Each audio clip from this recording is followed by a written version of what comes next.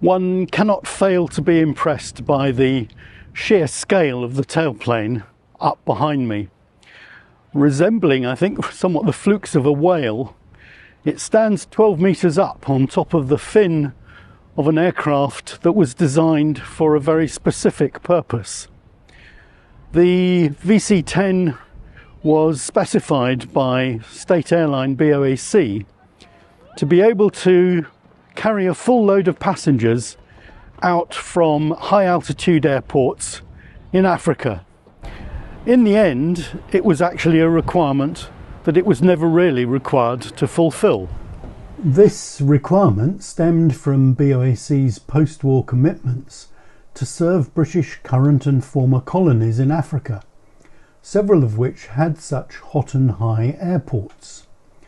The airline had at one stage in the early 1950s intended to acquire the Vickers VC10, a civil version of a military transport derived from the Vickers Valiant bomber.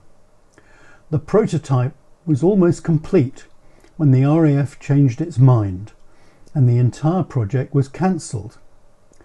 In its place, BOAC ordered American Boeing 707s fitted with Rolls-Royce Conway engines, but these were not powerful enough to fly out of the African airports.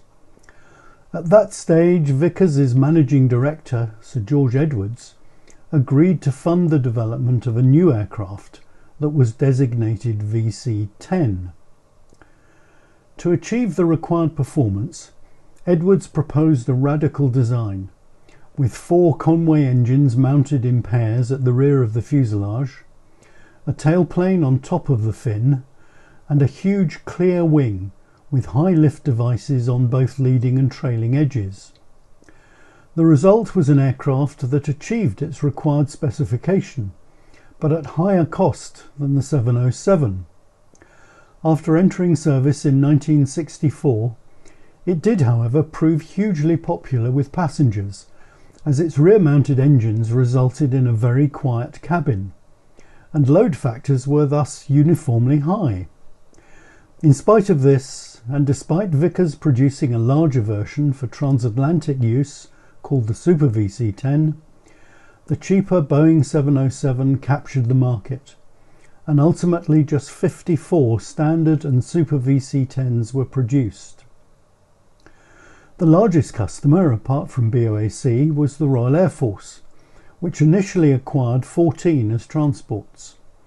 All but one of these, along with 14 others which had been retired as airliners, were converted into air refuelling tankers and served with the RAF in this role for many years.